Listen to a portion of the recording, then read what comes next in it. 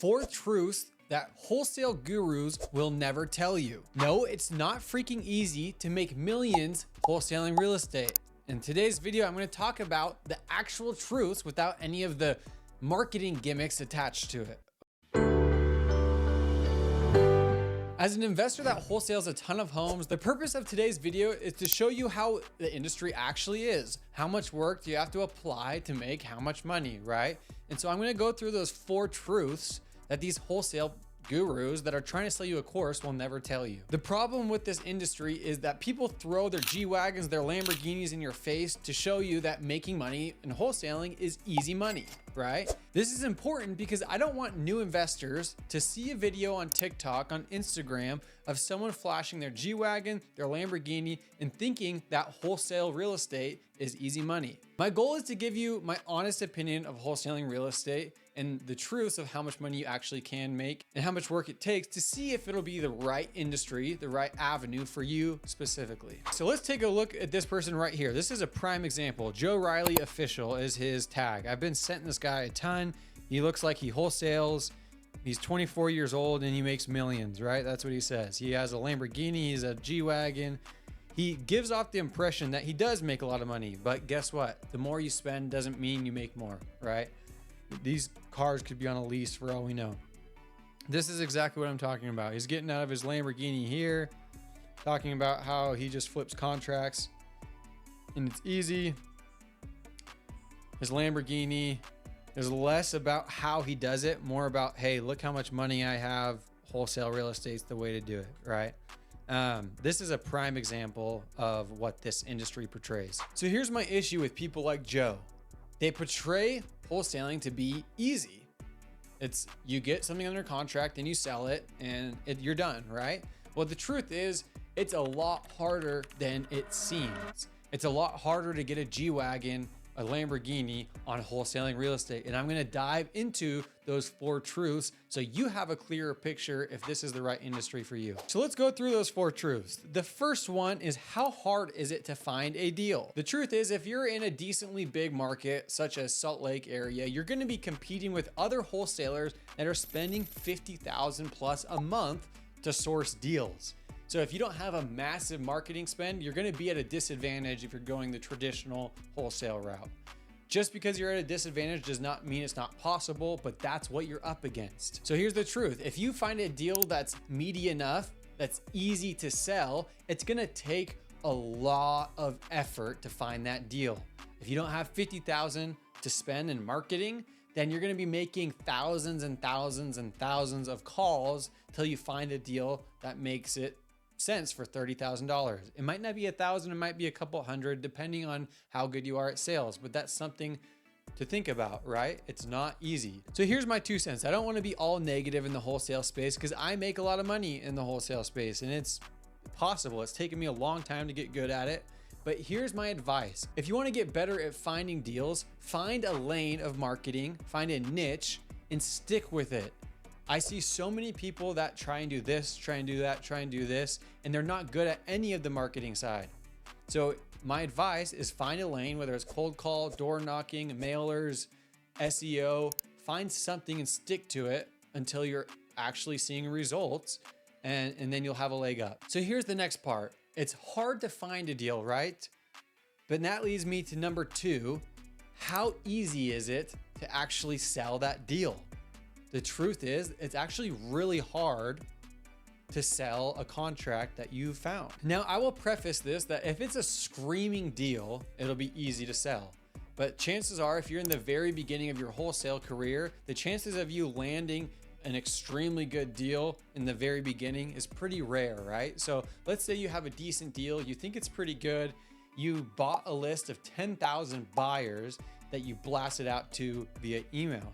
Now, let's say on those 10,000, 10 of those people call you back, which is a realistic number, right? Out of those 10, 4 of them are going to show up to your walkthrough and maybe 2 of them are still interested. Now, getting one of those 2 people to bite on it is hard in and of itself.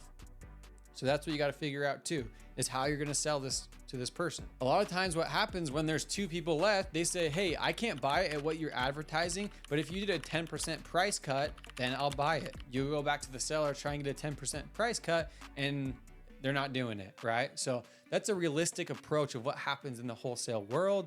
They're not as easy to sell as you might think. Now, diving more into that, the reason it's not as easy to sell is because there's a whole lot of fees and expenses that you don't necessarily see. If someone's flipping a house, you need to make sure you're incurring hard money costs, their holding costs, extension fees.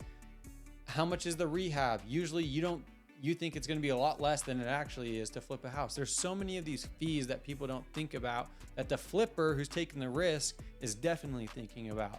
In my wholesaling career, I've had so many deals that I think are going to fly off the shelf that literally don't sell. For example, right now, this is more in the creative finance space. I have one on a 3% interest rate in Utah, a great city that's not selling, right? Now there's various reasons for that, but I thought it would sell pretty good. There's a lot of momentum and then it kind of fizzles out. Okay, so then again, stepping aside from the negativity on wholesaling, how you combat this is there's a lot of people that focus only on potential sellers, but they completely ignore their buyers. In my opinion, you should be spending as much energy towards your potential buyers than your sellers, because if you don't have a good buyers list and you're not nurturing that, you're not going to be able to sell the contracts that you write up. And also, 2 cents from my perspective, the best way that I've nurtured my buyers list is through social media. It's less manual. I'm not jumping on calls all the time.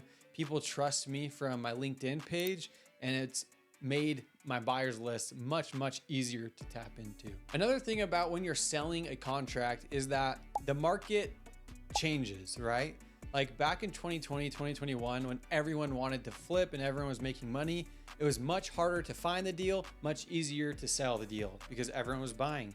Now in 2024, it's much easier to find a deal because there's more motivation, but it's much harder to actually sell that deal to a flipper who wants to make money off of it because there's more risk, right? Who knows what's going to happen to the market in the next 6 months. So we talked about number 1, how hard it is to find a deal. Number 2, how hard it is to sell a deal. Now, number 3, what a lot of the gurus don't tell you is the organization that you need to excel in this industry. I'm talking systems, I'm talking KPIs, your numbers. All of that is extremely important in the wholesale real estate world. If you're one of those people that's calling here and there because you're trying to pick up a wholesale deal and you're not committed enough to actually have a CRM, I will bet money that you will be out of the industry within a year. Now, the reason being is because you don't have organizations or systems to actually build. The truth is that a seller is not going to buy on your first call. It might take 10, it might take 20. I think the average is between 7 to 10 touches until they're serious, right? So having a CRM to organize that is absolutely massive, or you will fail tremendously. So I briefly mentioned KPIs, and here's why KPIs are so important when you're organizing your business. This is how I see it. If I'm calling 100 people and having 0 appointments, then I know that my scripting is off. I need to improve somewhere there. Now, let's say I have 100 conversations with sellers and I book 5 appointments. That's great. Now, if out of those 5 appointments, I close 0 of those, then I need to get much better at my appointments, right? Now, if I have 5 appointments, I close 2 of them, that's beautiful. And then one of them falls apart. Now I have 50% cancellation ratio. I need to get much better at closing from under contract to close, right? So this is how KPIs can track you along every single process of the wholesale real estate industry. Numbers, organization, systems is absolutely massive. If you're not organized in your business, in wholesaling, it's going to be a tough battle. So this leads me to number 4.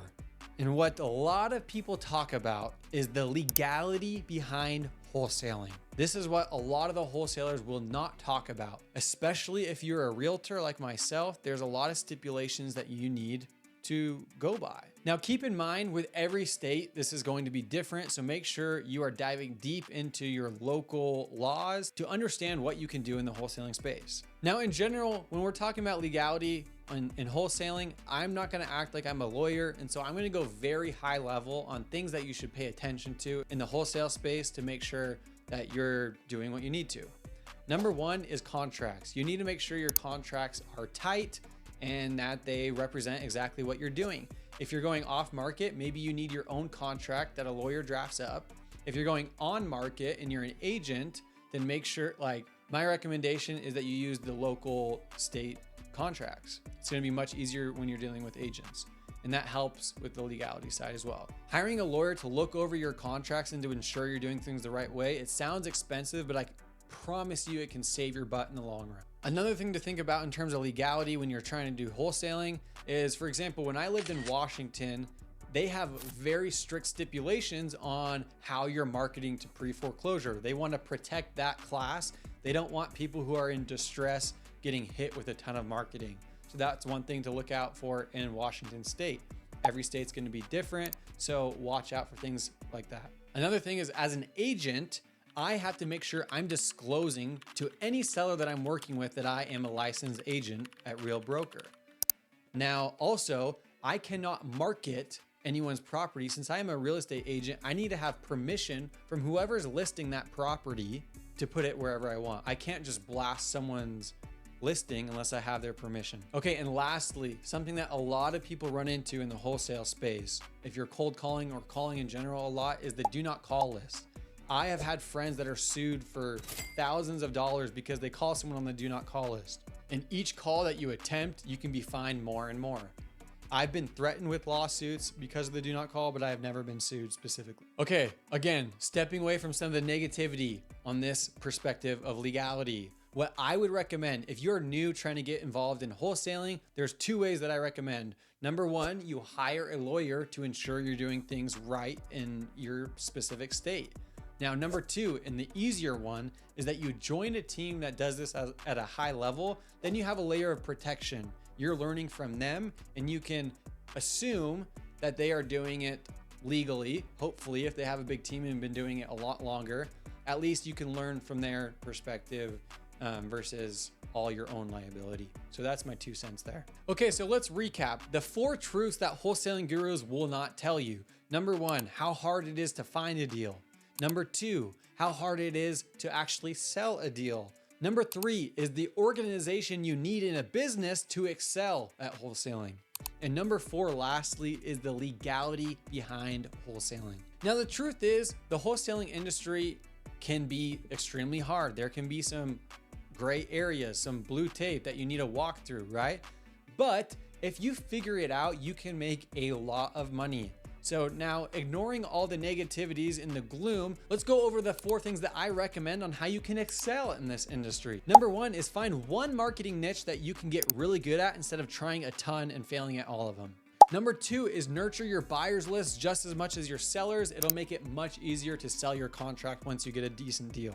Number 3 is make sure you're staying organized from day one. Have a CRM, treat it like gold, and keep it organized. And number 4, talking with a lawyer can save a lot of future headache. And if you don't want to talk with lawyers or spend that money, then join a team that does it at a high level to ensure you're doing it the right way. Okay, so if you found this video helpful, guys, if you could please leave me a like and subscribe to my channel, that would mean the world for me. Growing on this channel is a lot harder than it might seem, and I would appreciate it dearly. I genuinely hope that you learned something. That's why I do this. Make sure you hit that like and subscribe, and hopefully we'll see you in another video.